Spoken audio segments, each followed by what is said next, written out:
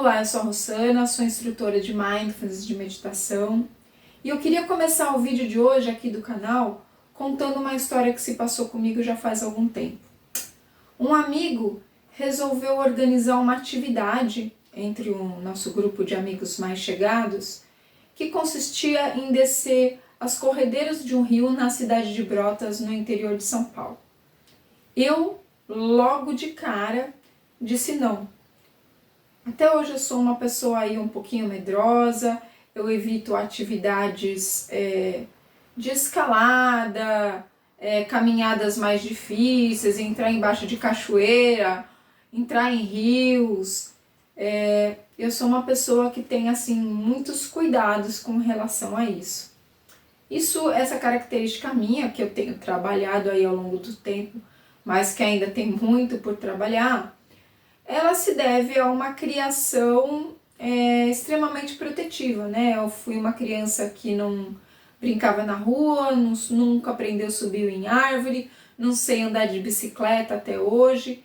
Então, em nome de uma criação onde a gente não se machucasse, né? A gente não corresse riscos, a gente acabou não desenvolvendo aí, eu falo a gente porque eu e minhas irmãs, umas outras habilidades que nos permitiriam usufruir muito mais aí dos passeios e tudo mais. Bom, tendo dito que eu não ia, uma outra amiga também que tem medo desse tipo de atividade, ela me propôs o seguinte: vamos fazer o seguinte, a gente vai com o grupo, aproveita a viagem, aproveita a convivência, enquanto eles descem lá a corredeira, a gente fica lá sentado perto do rio, bate o papo, come alguma coisa, e aí a gente não deixa de participar. Frente a essa proposta, óbvio, eu topei, mas quando eu chego lá, a situação não era bem essa. A gente chega numa agência de turismo, compra a atividade e a coisa se dá da seguinte forma: você entra num ônibus de turismo que te leva até o ponto onde os botes estão, as pessoas entram naquele bote, descem a corredeira e vão ser pegas novamente por esse ônibus alguns quilômetros abaixo no rio. Ou seja, o ônibus não voltaria ali. O outro ponto é que ali não tinha nenhuma infraestrutura para que a gente pudesse ficar ali conversando, batendo papo e tal. E para colaborar, a gente estava num dia que tinha aquela garoa forte, que não dava para ficar sentado ao relento. E aí? Bom, encurtando a história, mesmo em pânico, dentro de alguns minutos estava eu e minha amiga com um colete salva-vida, capacete, entrando tremendo dentro de um bote e se agarrando a tudo que era cordinha, ao guia do bote a todo momento. Para encurtar a história, quando nós descemos do bote, eu fazia parte do grupo de pessoas que já estava pensando em organizar uma nova excursão, mas agora para descer a mesma corredeira à noite, em noite de lua cheia. Aí eu pergunto para vocês o seguinte: será que já não existia em mim um desejo de superação? E isso me fez enfrentar esse desafio? Porque eu acredito hoje, e acredito piamente, que essa minha amiga já sabia que não era possível ficar sentado naquele local, mas ela já havia se disposto conscientemente a trabalhar com esse medo e viver essa atividade de superação. Se não houvesse minimamente essa aspiração dentro de mim, eu não teria subido naquele bote. Por quê? Porque no limite eu poderia bater o pé, falar assim: não, eu não vou comprar o passeio, ou também poderia, chegando lá, vendo as condições que era o passeio, falar para o motorista: não, eu vou voltar para a agência de turismo, você me deixa lá. E eu ficaria esperando os meus amigos por 2, 3 horas sozinha, nesse caso sozinha, que minha amiga já tinha se decidido que ela ia de qualquer jeito, e quando eles voltassem, a gente voltava para casa.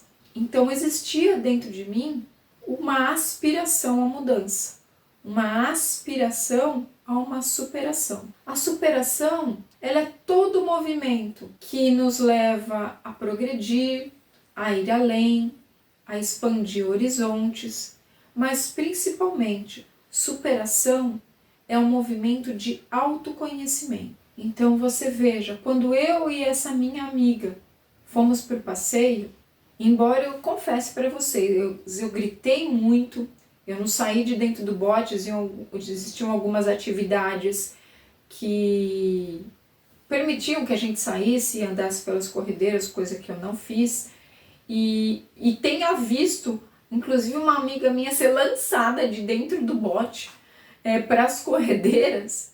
Embora tudo isso tenha acontecido, o que a gente percebe na minha formulação naquele momento é que havia sim um querer deixar para trás um pensamento que dizia da minha incapacidade e querer assumir o novo, acreditando que era possível realizar uma coisa que até agora eu tinha me privado por causa do meu medo. Então a superação ela se dá principalmente quando a gente abre mão de uma visão limitada de nós mesmos e nos permitimos perceber que somos muito mais potentes e muito mais capazes do que nós exercitamos até agora. E eu acredito que, como eu, você já se privou de alguma coisa, de participar de alguma coisa, por se considerar incapaz. Eu diria que eu tenho certeza que todo mundo que está me assistindo já passou por essa experiência. Então a gente se priva de momentos felizes, interessantes, divertidos, de momentos de mudança que podem trazer até uma vantagem financeira, por medo de não dar conta, por medo de não merecer, por medo de perder uma estabilidade, por medo de se machucar, ou seja, já pensando no pior, né? Então a gente vê que a nossa mente, muitas vezes, ela fica rodando como se estivesse num looping, algumas sentenças de incapacidade, algumas coisas que ela decreta que a gente não pode fazer. Isso por causa de traumas, de uma constância de pensamento mais negativo, mais pessimista, por causa de uma vida envolta em um monte de emoção, num emaranhado, numa energia que parece que a gente não tem saída, que a gente não vai conseguir sair daquele bolo todo e tomar uma nova perspectiva. A solução para isso é bastante simples. Bastante simples, não falei que era fácil. É uma solução bastante simples. Eu vou ter que virar uma chave. Virar uma chave 180 graus, não 360 como as pessoas falam, porque se eu faço 360 graus, eu volto para o mesmo ponto. Eu tenho que virar uma chave 180 graus, onde eu vou ter que abrir mão de acreditar nas minhas incapacidades para começar a apostar nas minhas capacidades. Eu vou ter que pensar assim, eu tenho medo, mas eu gostaria de fazer isso. Que muito provavelmente foi o pensamento que me motivou a entrar no bote e descer uma corredeira, coisa que eu disse que eu não faria. Eu tenho medo, mas se eu fizer eu vou ser mais feliz. Eu tenho medo, mas eu estou disposto a correr o risco e fazer isso para ganhar melhor, para participar de uma atividade, para ter uma nova experiência, para ter melhor relacionamento, para ter uma melhor colocação profissional. Vou me arriscar a uma atividade física que eu nunca fiz para ter uma vida mais saudável. Então é virar uma chave de incapacidade para capacidade. Porque, óbvio, sempre vão existir na nossa mente pensamentos de incapacidade, de medo, de insegurança ou outras coisas que trazem essa limitação para nós. Esses pensamentos vão existir sempre, mas a gente tem que ter muito claro que não é porque eles existem que a gente tem que acreditar neles. Na maioria das vezes, eles não são verdade. E a diferença entre um ser que se permite crescer, evoluir, e aquele que está estagnado, repetindo experiências na vida, justamente é a qualidade de pensamento. Quando eu estava estudando para produzir o conteúdo desse vídeo, eu vou lendo muitas coisas, mexendo na internet, E eu me deparei com dois exemplos que eu achei bastante interessantes trazer para vocês aqui nesse conteúdo. O primeiro exemplo está no livro do Joe Dispenza. Quem acompanha aqui o canal sabe que eu gosto muito desse quiropata, que hoje é um dos maiores estudiosos sobre os efeitos da meditação do cérebro e principalmente sobre os efeitos da qualidade do nosso pensamento na conquista daquilo que a gente deseja viver. E ele ainda gosta muito de centrar suas pesquisas nas curas de doenças consideradas incuráveis, de pessoas que não poderiam andar ou que têm doenças terminais, que conseguem reverter esse processo. Então, o exemplo está no livro dele, Como Aumentar a Capacidade do Seu Cérebro. Ele conta que ele recebeu um paciente uma vez, que quando ele olhou para o paciente a primeira vez, ele ficou espantado. O paciente vivia com 2 tumores muito grandes no rosto, se não me engano, um do lado dos olhos e o outro perto da boca, um do lado direito e o outro do esquerdo, não sei precisar para vocês exatamente como, que tinha o tamanho de 2 limões sicilianos, descreve assim o Joe Dispenza no livro, que surgiram devido a um tipo de leucemia bastante agressivo e raro. E quando o Joe Dispenza vai fazer a entrevista para ver como que ele montaria um protocolo de trabalho com esse paciente, ele entra em contato com a história de um homem que foi diagnosticado assim já fazia muitos anos, que se decidiu por não fazer nenhum tratamento invasivo, doloroso, nenhuma cirurgia de extração, e que quando recebeu esse diagnóstico, pensou: eu vou viver para ver meu filho se formando no ensino médio.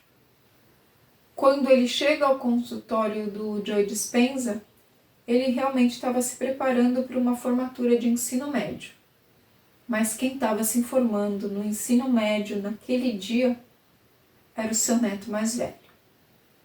E o outro exemplo que eu achei bastante significativo é a alta, depois de 100 dias na UTI, da triatleta brasileira Luísa Batista, que sofreu um acidente gravíssimo. Ela foi atropelada por uma moto enquanto treinava com a bicicleta, chegou ao hospital em condições gravíssimas, com múltiplas fraturas do lado direito, com muitas hemorragias internas. Inclusive a família, quando foi contatada pela equipe médica, recebeu um prognóstico nada animador. A equipe médica pedia para a família se preparar talvez para o pior.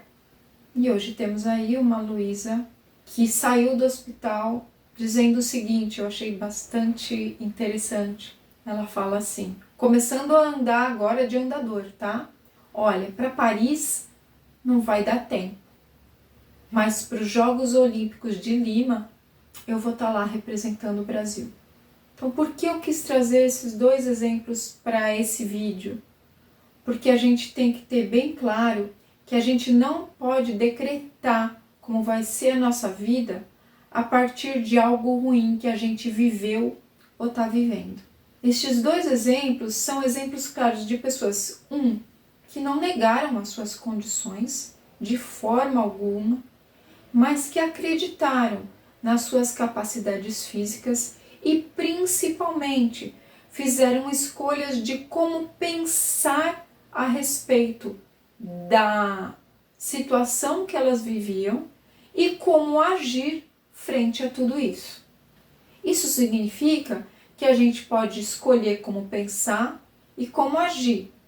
Às vezes a gente faz escolhas nada inteligentes e às vezes nós fazemos escolhas muito inteligentes. Então tem que ficar bem claro que é o uso da nossa inteligência que determina escolhas de vida e morte, doença e saúde, dor e infelicidade, que é a forma como nós usamos a nossa inteligência no sentido de dominar o nosso pensar, que vai determinar a qualidade da nossa vida.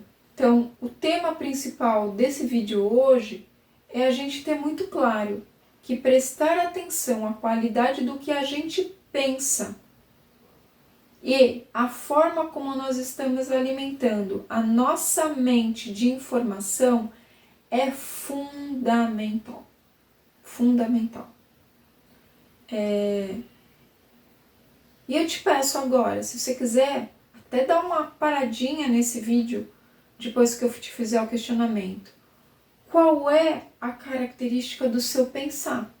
Será que de vez em quando você se causa em um processo de autossabotagem, impedindo que você experimente coisas novas, que você experimente suas habilidades e seja mais feliz? Será? E olha, que a gente ouve à torto e à direito pessoas dizendo assim: é que quando eu era criança, eu não recebi amor. É que quando eu era criança, eu passei fome. Olha, porque na escola eu sofri bullying. Ah, porque meu pai e a minha mãe criaram um ambiente violento, eu vivia assim. Olha, porque quando eu era criança, eu não fui amado com a atenção necessária. Ok? Isso são fatos doloridos que você já constatou, mas eu te pergunto, por que se condenar a repetir essa situação de vida que você já sabe que não é ruim no seu presente e no seu futuro?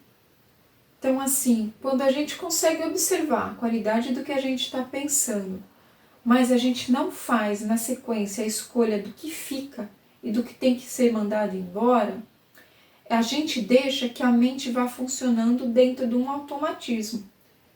E a nossa mente, ela foi feita para pensar. Essa é a função da mente. Agora, se ela não tem uma ordenação, se ela não tem uma força que dá uma direção, um sentido com objetividade, ela exerce esse pensar de uma forma incoerente e caótica. Ela vai trazendo para a gente pensamentos a qualquer hora sobre as coisas mais doidas que não tem nem relação com o que a gente está fazendo. Ela lembra a gente de pagar a conta enquanto a gente está fazendo uma prece. Ela impede a gente de permanecer dentro de uma meditação porque fica trazendo coisas do nosso cotidiano. Ela nos distrai do nosso trabalho, lembrando da briga que a gente teve ontem, do dinheiro que a gente ainda não tem para pagar o cartão de crédito. Ela vai trazendo as informações que ela foi ensinada a entender que são as principais, que são as nossas informações de sobrevivência, aquilo que a gente se preocupa, aquilo que a toda hora a gente tem um olhar, mesmo nos momentos em que a gente não quer ter esse olhar, porque é uma mente que está trabalhando de forma automatizada. E o pior, uma mente que trabalha de forma automática, ela sempre trabalha no módulo de economia de energia, o que significa que ela usa referências do nosso passado para projetar o que vai acontecer no nosso futuro, se economizando de equalizar uma situação no presente, no agora, em que a gente possa tomar uma nova atitude, que a gente possa chegar a uma nova conclusão e, portanto, pensar de uma nova forma e mudar todo esse quadro. Ou seja, a mente, no módulo de economia de energia, ela trabalha assim. Se algo te aconteceu no passado e foi ruim, provavelmente, se você voltar a repetir essa experiência, ela vai ser ruim de novo. E se ela vai ser ruim de novo, por que que você vai repetir a experiência? Não é melhor se economizar desse sofrimento?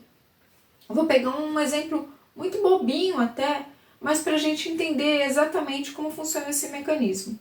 Vamos supor que eu tentei andar de bicicleta umas 3 vezes na minha vida.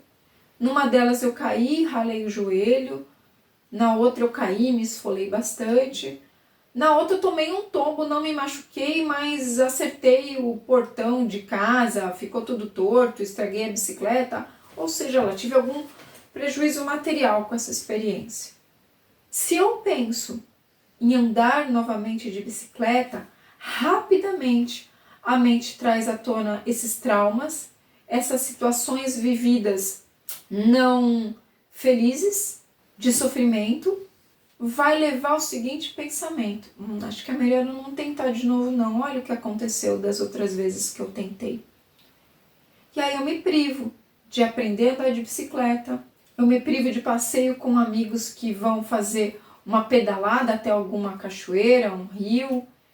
Eu me privo às vezes de trabalhar mais efetivamente com as minhas ideias de controle de emissão de gás carbônico, de usar ao menos o meu carro, ou de fomentar a minha saúde com essas pedaladas, de tomar sol, de sentir o vento no rosto, sendo que a mente não leva em conta que da última vez que você tentou andar de bicicleta, e que pode ter sido ontem, você já tomou contato com um monte de novas outras informações que te permitem uma nova conexão neural, seja em termos de técnica de como tentar esse andar de bicicleta, até em termos de ter mais coragem, ser mais destemido, estar mais pronto para tentar novamente.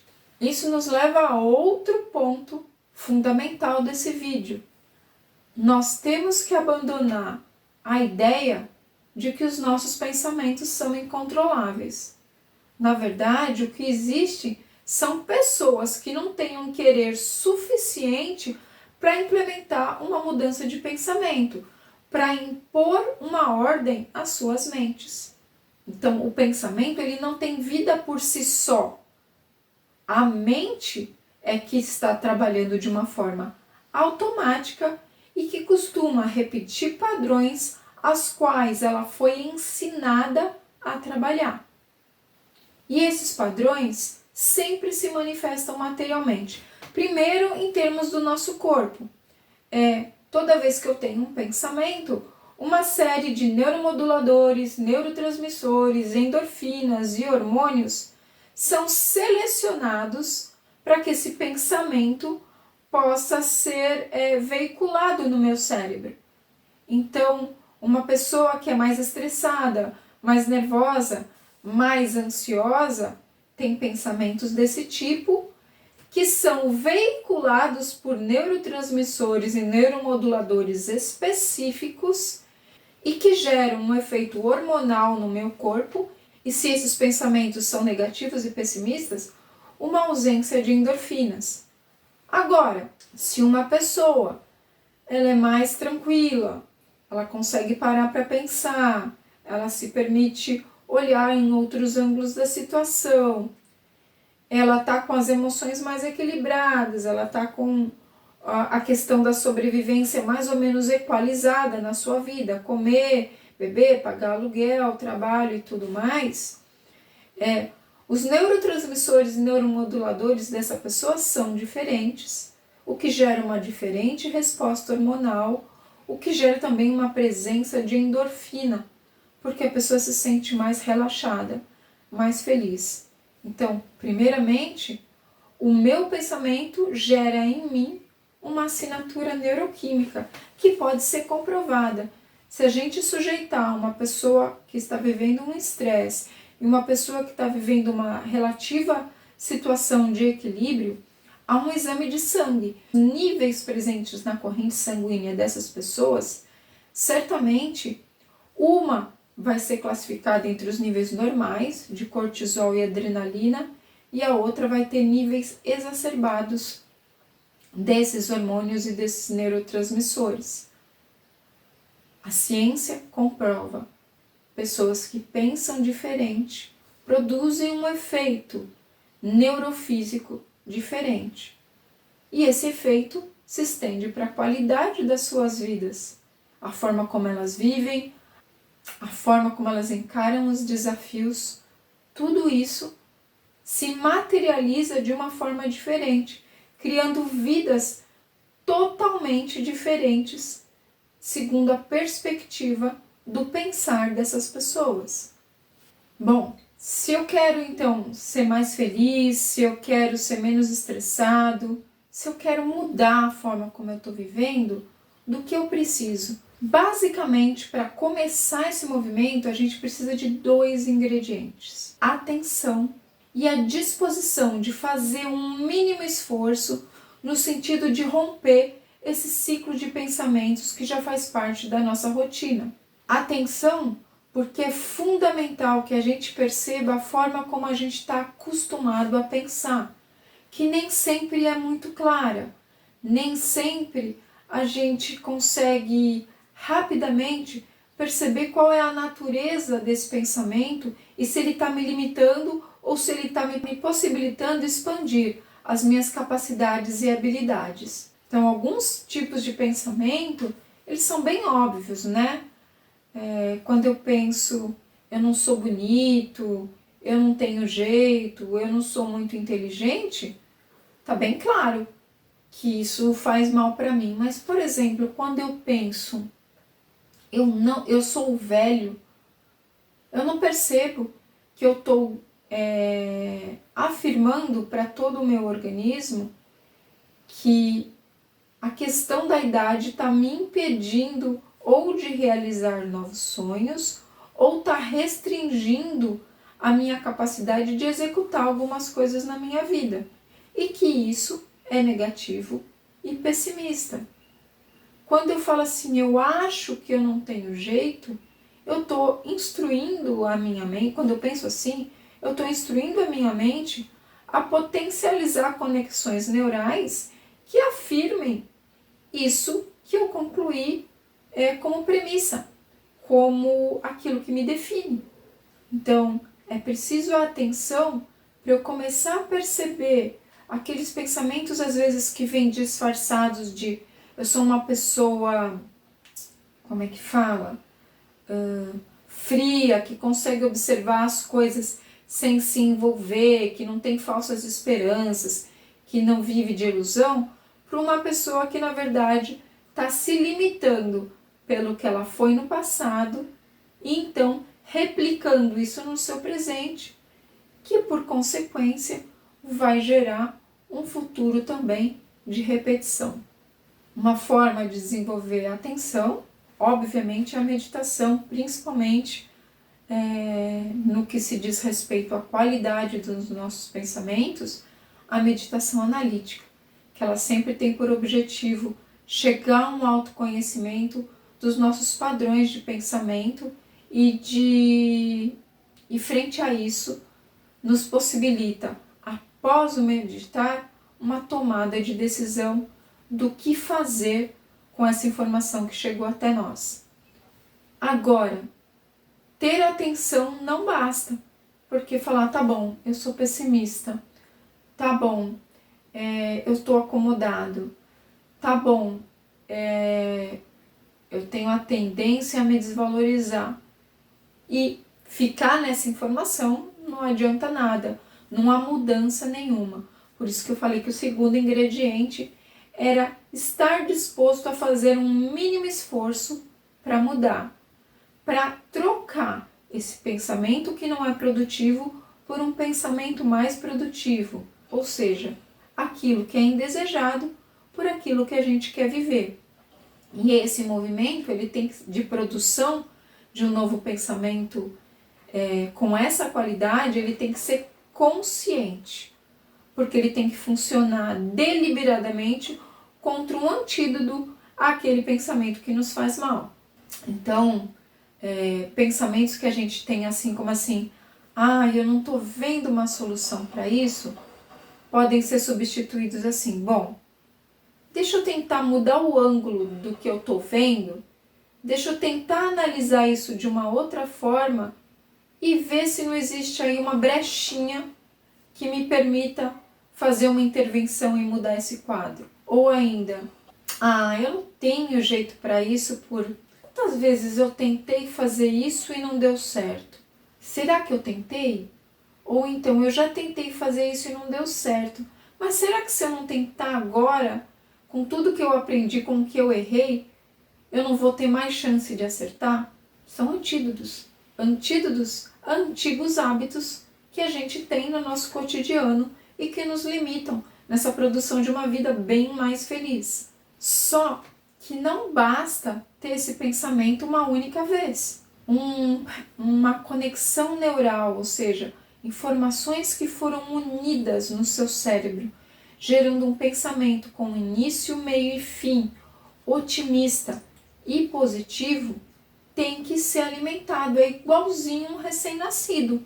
Se ele não for alimentado pela sua mãe, provavelmente ele não vai sobreviver. O mesmo se dá com uma nova conexão neural, com uma conexão neural bebê. Ela tem que ser alimentada para que ela cresça, se potencialize e aí sim ela possa realmente fazer frente a essas outras conexões, ou seja, você se perceba pensando negativo e rapidamente consiga colocar uma resposta positiva, ou então ela vai já estar tão fortalecida que mais vezes a resposta otimista, positiva, expansiva vem e já não dá lugar para aquilo que a gente não quer, para aquilo que a gente está combatendo. Então a gente vê que para isso, para potencializar essa nova conexão neural, eu vou ter que ser disciplinado, repetitivo com ela, tal como eu sou com os outros pensamentos, para que eu realmente tenha condições de implementar uma mudança na minha forma de pensar e na condição que eu vivo hoje. Então, chegar à conclusão que o que a gente pensa importa muito e mais, que o que a gente pensa pode ser modificado, para mim isso é muito libertador, porque significa que o poder de nos reinventar está na nossa mão. O poder de começar a viver a vida de uma outra forma é apenas uma questão de escolha nossa. E isso não é uma novidade que a ciência descobriu. Em 1950, um psicólogo canadense chamado Donald Hebb, ele descobriu basicamente como a mente aprende. Então ele fez todo um postulado que foi chamado de aprendizagem hebbiana, que explica como a nossa mente aprende. É lógico que esse postulado é bem extenso, mas eu vou resumir ele de uma forma bem simplificada, em 2 pontos.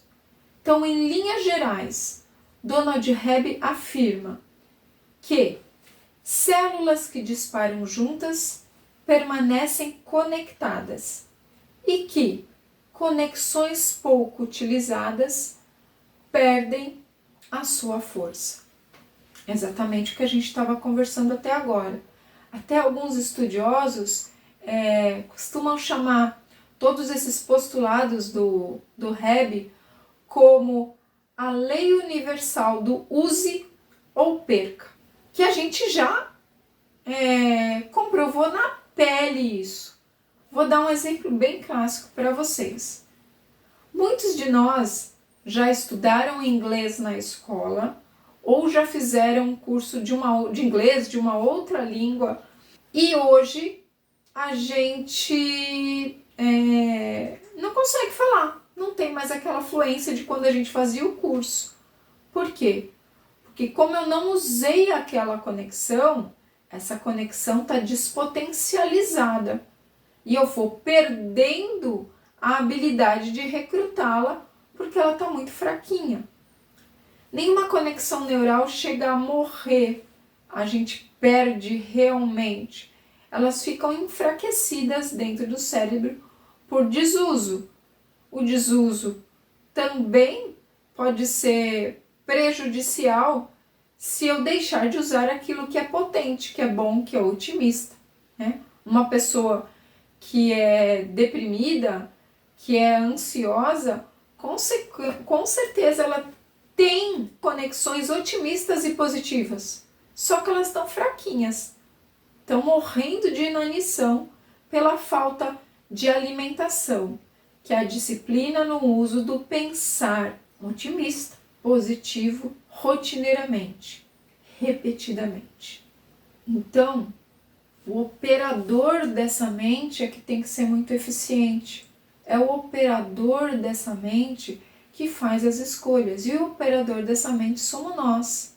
Então, quando eu estou atento e disposto, eu mudo a forma de operar a minha mente e essa mente vai mudar a forma de atuar sobre o meu cérebro, que vai, se eu faço as boas escolhas, ele vai atuar de uma forma muito mais equilibrada E nós sabemos que no cérebro é que são efetuados todos os comandos para que o nosso corpo funcione. Então, se meu cérebro está mais equilibrado, o funcionamento do meu corpo vai ser mais equilibrado, eu tenho mais saúde, eu vivo melhor fisicamente, isso me ajuda a ter maior controle das emoções, a ter mais capacidade de não me desestruturar tão rapidamente, ou seja, portanto, ser mais inteligente. E se eu sou mais inteligente, eu tenho melhores pensamentos que influenciam melhor o meu cérebro, e aí entra-se num círculo virtuoso, onde o melhor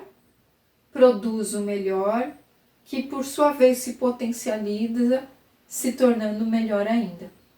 Como eu já disse no começo do vídeo, virar essa chave é fácil, mas não é simples. Mas a gente pode começar a atuar hoje, agora, na sequência desse vídeo, fazendo aí a prática meditativa que eu vou propor para vocês, e já começar a mudar o nosso padrão de pensar, e já começar a atuar de uma forma que não vai exigir, neste primeiro momento, grandes esforços, e aí no segundo exercício que eu vou propor para vocês daqui a 15 dias, a gente começar a atuar mais fortemente na observação do nosso pensamento e na produção desses antídotos.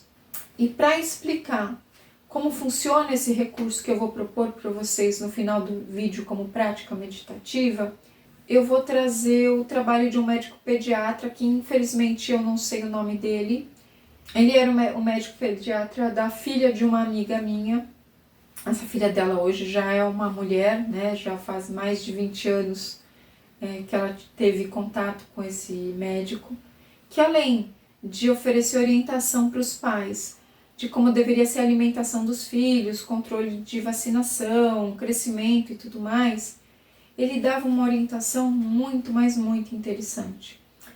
Ele orientava que pai e mãe, os dois, né, se revezassem na medida do possível e se dispusessem a fazer o seguinte pelos seus filhos todos os dias, quantas vezes eles se lembrassem. Ficassem de frente para os seus filhos, colocassem a mão no ombro deles, sorrissem e repetissem a seguinte frase: você é bom, bonito e inteligente. Esse processo devia ser mantido por minimamente 60 dias. Depois de 60 dias, os pais eram orientados a se colocar na frente dos filhos, colocar a mão no ombro deles, sorrir e não fazer mais nada. Mais 60 dias para frente, esses pais eram orientados a apenas olhar para os seus filhos e sorrir. O que esse médico estava fazendo? Ele não estava trabalhando só na questão da formação da autoimagem dessas crianças, nem somente lembrar a essas crianças das suas qualidades. Vamos analisar mais a fundo essa instrução. Quando o médico pede para os pais que depois de 60 dias verbalizando você é bom, bonito e inteligente, acompanhado do gesto de tocar no ombro dele, olhar nos olhos e sorrir, você vê uma conexão neural sendo fortalecida nesta criança. Então, toda vez que o pai tocava o ombro dela e sorria e repetia você é bom, bonito e inteligente, uma ideia passada sobre elas mesmas ia sendo reforçada nessa mente. Essa conexão neural, depois de 60 dias, se os pais realmente tivessem se empenhado neste exercício, ela estava bem potente. Se essa conexão estava bem potente, quando o pai passou a não verbalizar mais, mas ainda fazer o gesto de tocar o ombro e sorrir para o seu filho, automaticamente o pensamento que era disparado nessa criança era: você é bom, bonito e inteligente. 4 meses de treino, 60 dias verbalizados, 60 dias no toque e no sorriso, quando passa apenas esse pai parar na frente do seu filho e sorrir, essas conexões estão extremamente potentes, extremamente ativas na mente dessa criança. Isso significa que muito provavelmente, quando uma pessoa olhasse essa criança ou esse adulto nos olhos e sorrisse para ele, a conexão, você é bom, bonito e inteligente, automaticamente seria feita. Estamos aí formando um adulto que já tem uma perspectiva da vida e de si mesmo otimista e positiva. Mas mais ainda, quando esse médico orienta o pai a repetir isso para o seu filho, ele também está trabalhando com a conexão neural desses pais. Esses pais treinaram durante todo este tempo um olhar sobre o filho para ver nele o que era bom, o que era bonito e o que era inteligente. Isso muda totalmente a qualidade da relação desse pai com o filho, porque se ele tem muito claro para ele que o filho dele é bom, bonito e inteligente, os defeitos de caráter, aquelas coisas que a criança ainda não consegue realizar, as birras, as manhas, são vistas com muito mais amorosidade, com muito mais paciência, porque aquele é só um instante, porque na verdade o filho dele é bom, bonito e inteligente. Esse médico, que eu vejo de uma sabedoria gigantesca, eu acredito que já sabia do poder da repetição de um mantra na nossa vida, mesmo talvez sem ter estudado esse assunto. E o que é um mantra? Mantra é uma palavra que vem do sânscrito, onde foram unidos dois radicais de palavra, o man e o tra. O man significa mente e o tra significa veículo ou instrumento. Então, fazendo uma tradução aí para um português no pé da letra, o mantra é um veículo da mente, é um instrumento que é usado pela mente para algum objetivo.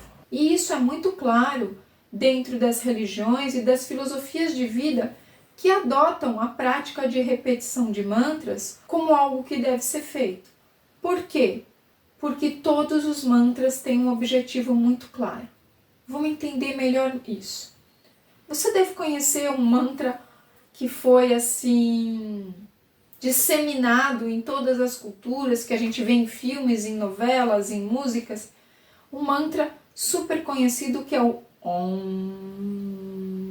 Me perdoe aí as pessoas que são praticantes de mantras, talvez não seja essa a entoação, a forma certa de dizer, mas a gente sabe que esse mantra ele é utilizado principalmente com o objetivo de levar aquela pessoa que está pronunciando o mantra a chegar num estado de equilíbrio interior. Isso quer dizer que essa combinação de sons, sendo repetida por essa pessoa, vai tornar o equilíbrio real, algo que efetivamente está acontecendo na vida dessa pessoa. Por isso é que os estudiosos que costumam estudar os efeitos do mantra sobre as pessoas e sobre as vidas das próprias pessoas, eles afirmam que o mantra não é algo que você apenas pronuncia. Na verdade, o mantra é algo que você se esforça para se tornar. É algo que você aplica repetição e disciplina para que se torne real. Se a gente pensar, é exatamente isso que esse pediatra orientava. Quando ele pedia para os pais repetirem cotidianamente para os seus filhos: você é bom, você é bonito, você é inteligente, na verdade o que ele ensinava é que o uso dessas palavras seria capaz de ordenar a ação cotidiana desses filhos, porque eles eram bons, então eles iam ter uma ordem de prática das suas melhores qualidades, das suas virtudes, eles iam confiar em si mesmos, porque eles eram bonitos, e sabiam que tinham a capacidade de tomar as melhores decisões, de fazer as melhores escolhas, porque eles eram inteligentes. Ou seja, aquela repetição tornou uma vida mais positiva, mais otimista, mais cheia de confiança no próprio potencial, capacidade e habilidade, uma realidade. Então, frente a tudo isso que nós estudamos hoje, fica muito claro que se eu quero começar a implementar mudanças na minha vida, no sentido de transformá-la, ou seja, de torná-la totalmente diferente do que eu vivo hoje, trazendo para mim mais felicidade, mais satisfação, mais tranquilidade, mais saúde, eu preciso começar mudando as instruções que eu dou para mim mesmo. Eu preciso começar a programar a minha mente para tornar realidade aquilo que eu quero na minha vida. Que foram o que aqueles 2 exemplos que eu trouxe no início do nosso vídeo fizeram. Aquele pai se programou para estar vivo na formatura do seu ensino médio. A triatleta está se programando para competir nas próximas Olimpíadas de Lima. E esse é o grande objetivo de uma prática meditativa, né? Chegar a implementar transformações na nossa vida para que a gente não viva apenas momentinhos de felicidade, mas que nós sejamos pessoas realizadas. E essa realização, ela nos possibilite manifestar amor, alegria, paz, ou seja, que a gente torne real o mundo que todos nós sonhamos viver. Porque você está aqui me ouvindo falar já há algum tempo, se você tem acompanhado esse canal, esse é o seu objetivo de vida. Você quer uma vida melhor, mas você sabe que para viver melhor, o mundo tem que estar melhor. Então, é preciso que a gente se predisponha a mudanças. E se você está se dispondo a isso, eu proponho que agora que é a hora da prática, você acompanhe essa prática, fortaleça-se nela nos próximos 15 dias que se seguem à publicação desse vídeo. Na sequência, receba a nova prática que vai estar aí no canal. Todo dia 20 tem uma nova prática, a segunda prática que faz parte do conjunto do tema tratado nesse vídeo, e se fortaleça. Eu tenho certeza que você vai conseguir implementar mudanças bastante significativas na nossa vida. E se você gostou desse vídeo, se você achou essas informações interessantes, relevantes, ajude esse canal a crescer. Me ajude a disseminar essa informação. Compartilhe o link desse vídeo com seus amigos, com o seu chefe, com pessoas que você conhece, que você acha que você pode beneficiar se elas tomarem contato com essa informação. Vamos lá então? Agora é hora de prática.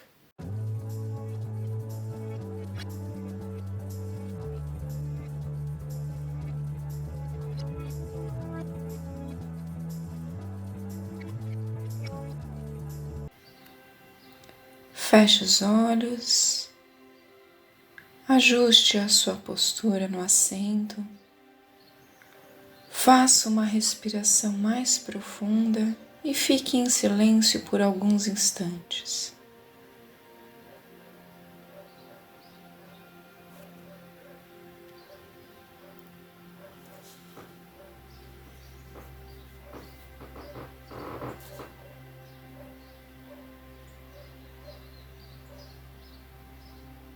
Agora coloque uma intenção de que seu corpo entre num relaxamento profundo.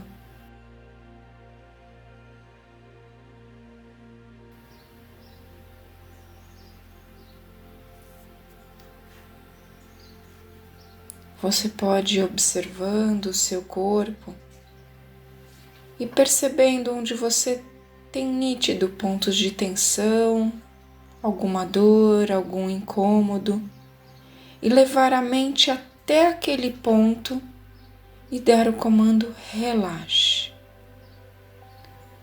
Caso não haja nenhum ponto que necessite desse comando, apenas vá pensando mentalmente, relaxe como um todo e vá deixando o corpo entrar em níveis cada vez mais profundos de relaxamento.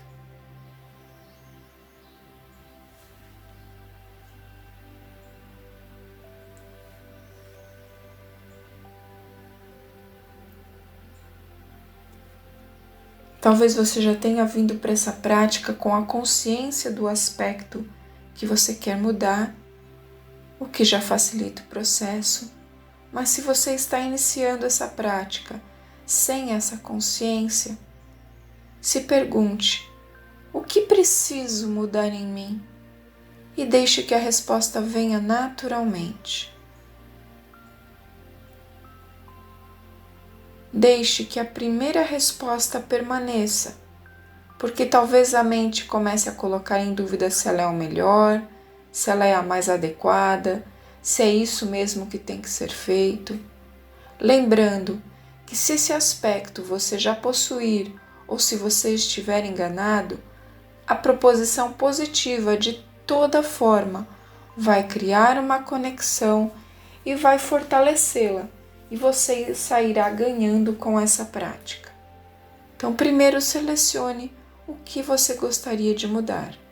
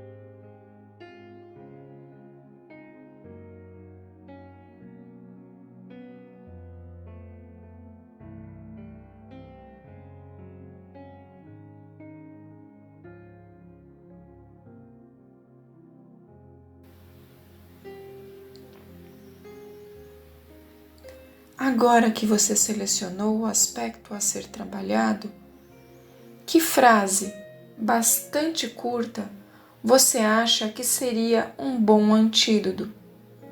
Pense alguns instantes sobre a frase que você quer tornar o seu mantra de modificação nesse momento.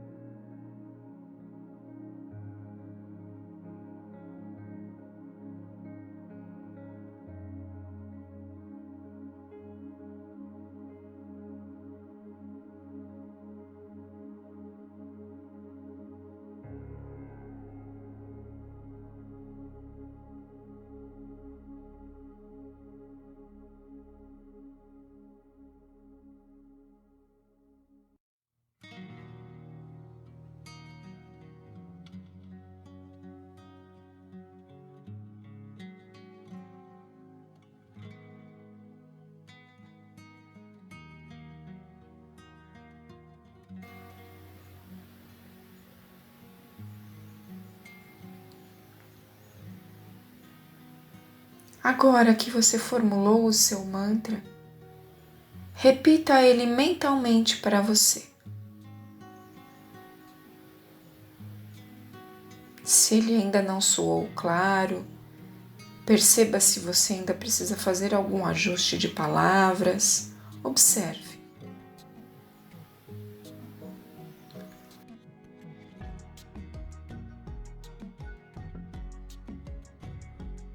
Agora que você fez o ajuste, eu vou pedir que durante essa prática meditativa, em alguns momentos que eu vou assinalar, você repita o seu mantra e sinta os efeitos desta repetição, tanto física quanto no seu estado emocional e mental. Permaneça com a mão no coração e, se possível, repita o seu mantra sentindo ele no seu coração. O fato de nós estarmos com a mão no nosso coração é porque no nosso coração existem mais de 2 milhões de neurônios. E a ciência já descobriu que quando os neurônios do coração, a atividade sináptica do coração, entra em conexão com a atividade sináptica do nosso cérebro, nós entramos num estado de coerência onde fica muito mais fácil transformar pensamentos e potencializar aquilo que é bom. Portanto, repita o seu mantra sentindo a energia no coração e deixando que ela vá ressoar na sua mente, no seu cérebro. Nós faremos algumas repetições e depois desse processo, você vai abrir os olhos e vai fazer as anotações. Primeiro, sobre o aspecto que você selecionou trabalhar. Segundo, sobre qual é o seu mantra. Terceiro, sobre quais foram as sensações. Depois, a partir do segundo uso do áudio dessa prática, você vai anotar as suas sensações com relação à coerência coração-cérebro ao repetir o seu mantra. Lembre-se, não existe uma prática meditativa que tenha que chegar a um resultado. Cada prática meditativa é única e é fundamental a atenção ao processo da prática. É essa atenção que vai garantir um maior autoconhecimento, já que o mínimo esforço será feito junto com a repetição do seu mantra pessoal. Então, rememore o mantra que você escolheu e repita-o mentalmente para você. Observe.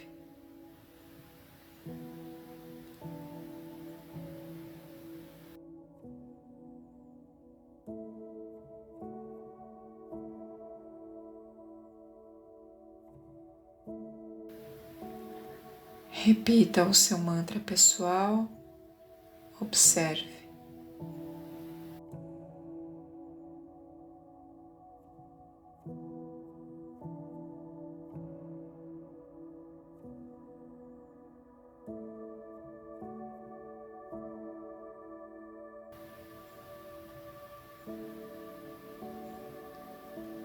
Uma última vez, repita o seu mantra pessoal, observe, e assim que você terminar de fazer as suas observações, faça uma respiração mais profunda, abra os olhos e se dedique às suas anotações.